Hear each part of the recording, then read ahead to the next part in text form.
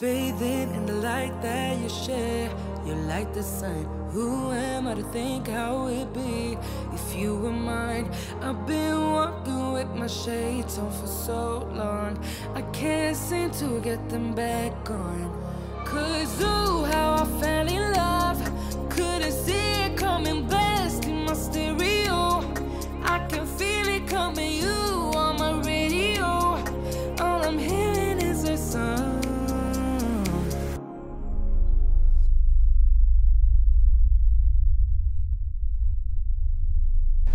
Dostlar, arkadaşlar, bugün çok özel bir yerdeyiz. Büyük ihtimal Çek Cumhuriyeti'nde en popüler yerlerden birindeyiz. Sky Bridge 721 adıyla kurulmuş bir köprü. Bu köprü dünyanın en uzun asma köprüsü. Herkes bu yeri görmek istiyor. Büyük ihtimal bu yaz Çek Cumhuriyeti'nin en kalabalık bölgesi burası olacak. Bizi yukarı taşıyacak olan teleferiğin yanındayız. Arkamda çok büyük bir kalabalık var. Teleferik bizi 400 metre yukarı taşıyacak. Ardından Skywalk denen kuleye çıkacağız ve 721 metre uzunluğunda ve 95 metre yüksekliğinde olan dünyanın en uzun asma köprüsünü üstünden geçeceğiz. Harika bir gezi olacak. Diğer diller için aşağıda subtitle'lara bakmayı unutmayın.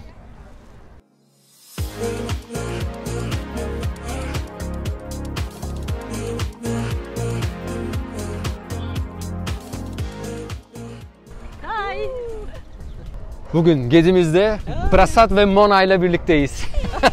So say hello. Hey. Hello Turkey.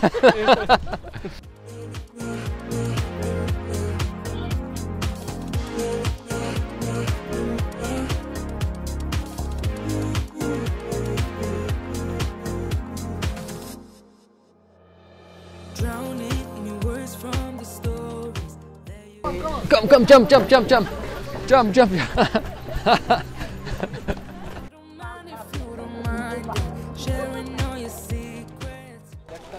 Önce köprüye gidip sonra büyük ihtimal kuleye çıkarız. Çünkü köprü tek yön gidiş. 2 kilometrelik bir yol yürüyeceğiz. 2 kilometrelik yoldan sonra tekrar bu bulunduğumuz yere çıkacağız. Ardından da arkamda bulunan kuleye çıkacağız.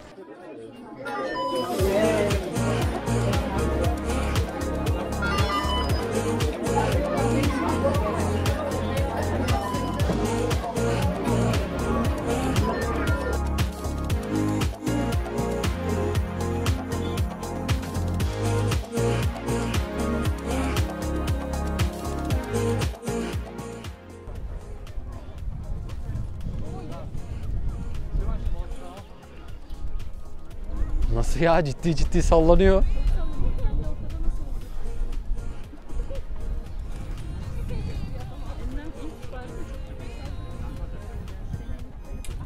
Yani bu normal mi? Zaten baksana sirenleri koymuşlar. Hani bir şey olursa bir şey olur, ne olacak bilmiyorum yani. Gelmesinler.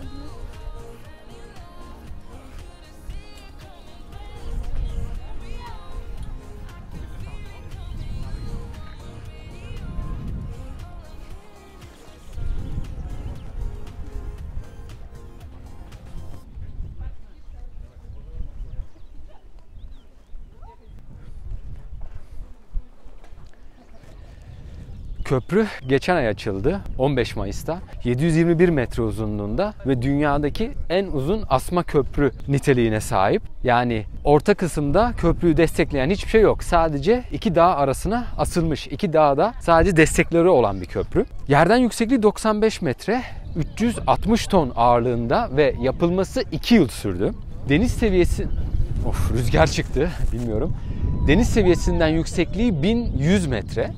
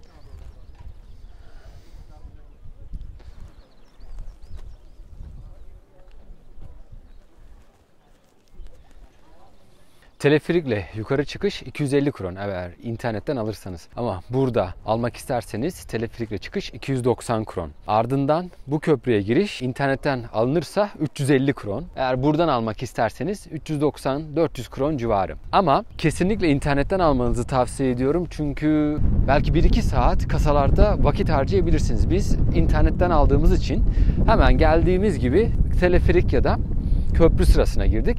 Onlar zaten 10-15 dakikada hemen geliyor ve hızlı bir şekilde yolumuzu bulduk.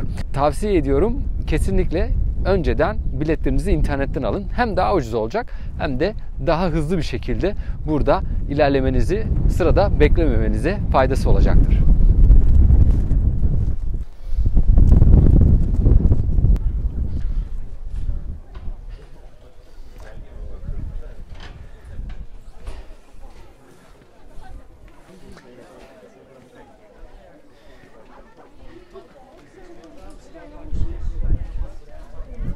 Benim için bekliyorlar galiba. Are you waiting for me? Yes. Thank you. We did it. Yes. Köprüyü geçtikten sonra 2 kilometrelik bir yol yürüyoruz. Yani dağın bir ucundan diğer ucuna geçtiğimiz için tabii devam edemiyoruz. Tekrar dönüp başladığımız yere gelmemiz gerekiyor. Onun için bir yol yapmışlar. Bayağı yeni bir yol olduğu belli. Daha önceden burada olmayan bir yol. 2 kilometrelik kolay bir yol olduğu söyleniyor ama deneyeceğiz. Görüyorsunuz herkes yolda. Köprüyü geçtikten sonra bir çember çizerek tekrar başladığımız noktaya geri döneceğiz.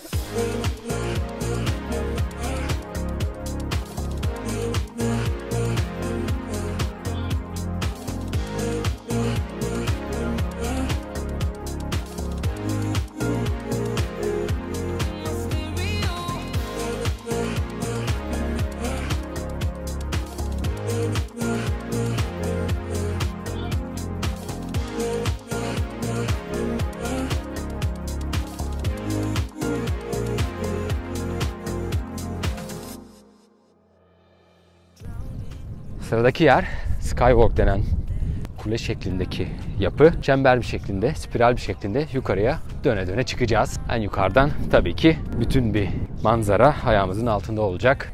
Oraya gelince diyor devam ediyorum.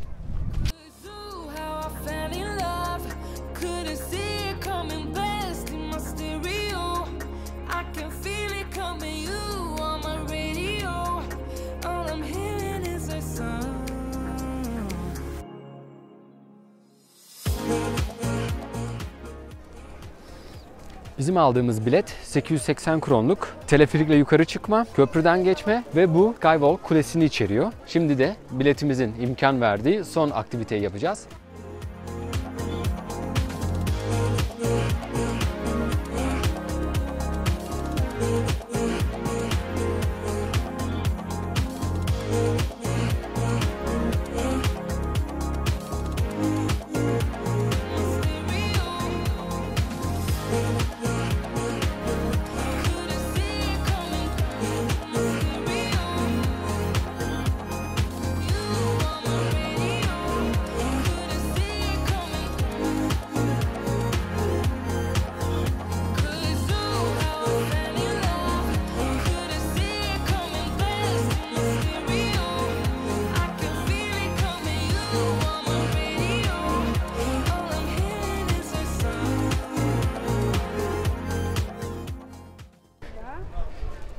Kulenin sonunda enteresan bir yer bizi bekliyor. Halatları tamamen boşluğa kurulmuşlar ve onun üstünde yürüyebiliyoruz. Gerçi bugün birçok kurulmuş olan çelik, halat, metal, kumaş hepsinin üstünde yürüdük ama bu biraz daha tehlikeli gibi gözüküyor. Şimdi çevireceğim kamerayı. Görüyor musunuz?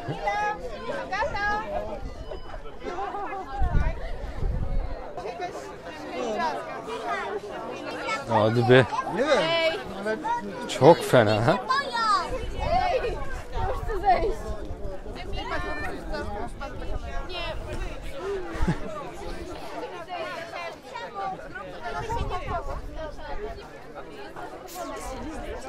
Çok fena. Böyle şeyleri neye güvenip yapıyorlar hiç anlamıyorum.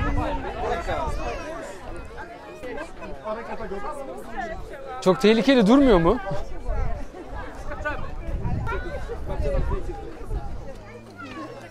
What did I do? Yeah, it's Something enjoyable. crazy. Yeah, it's okay. You wanna run just from here to the other side? Don't run through him. Yeah. Veriler verilmiş. 55 metre yükseklikteyiz ve 4500 kilogram kapasite. 45-50 kişiden fazla kişiyi taşıyacağı yazıyor yukarıda, aşağıda. 55 metrede yükseklikteyiz. Şöyle bir daha bir geçelim. Kiran, say hello. Hi.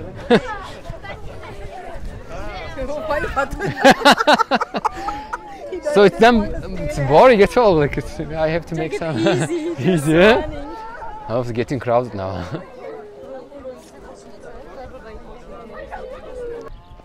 Skywalk kulesinden şimdi indik. Neredeyse geziyi tamamlamış bulunuyoruz. Köprüden geçtik, kuleye çıktık. Şimdi teleferikle geldiğimiz yeri geri nasıl aşağı ineceğimize gelince burası en eğlenceli kısmı olacak. Bekleyin.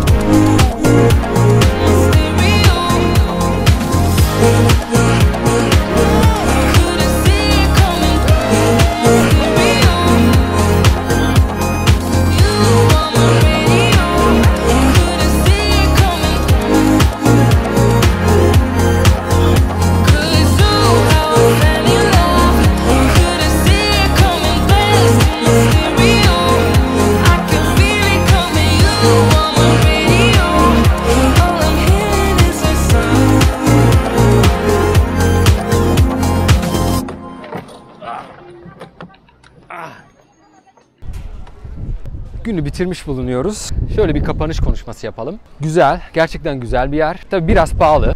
Yukarı çıkarken, köprüden geçerken, kuleye çıkmak için, yukarıdan aşağı inerken yukarı yürüyerek çıkabilirsiniz. Aşağı yürüyerek inebilirsiniz. Ama tabii yani sıra beklemek var. Şu anda mesela hiç sıra yok yukarı çıkmak için. Geleceğiniz vakit çok önemli. 12'den önce gelirseniz evet sıra biraz az. 12'den sonra saat 3'e 4'e doğru sıralar çok fazla artıyor. Belki 4'ten sonra 12'den önce gelmek daha faydalı olabilir. Tavsiye ediyorum, bir kere gelinmeli. Aşağı iniş çok eğlenceli. Bu roller coaster'la aşağı indik. Siz de videoda gördüğünüz gibi o çok eğlenceliydi. Güzel bir yer. Bir gün geçirmek için çocuklarınızla gelebilirsiniz. Tavsiye ediyorum. Bu videoyu izlediğiniz için teşekkür ederim. Bir sonraki videoda görüşmek üzere. Kendinize iyi bakın ve hoşça kalın.